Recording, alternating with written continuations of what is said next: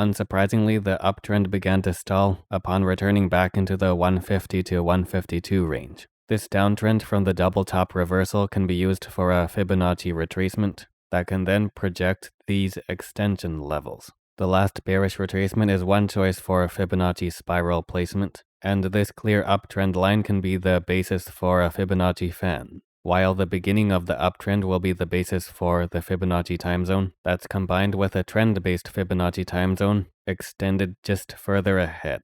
For more on these Fibonacci tools and other technical analysis techniques, check out the hundreds of videos already on the channel.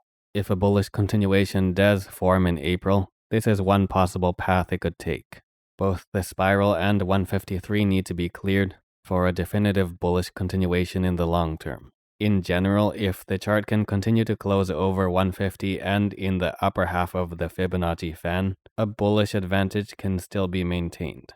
As for the Euro USD chart, it naturally dropped upon recontacting the neckline area of this head and shoulders pattern. Some bullish activity in the last 3 days, with a rebound around the range of the previous upswing point that forms a piercing candle pattern. Again, if you want to learn more about the Fibonacci retracement, Fibonacci channel, or other methods, check out the videos already on the channel.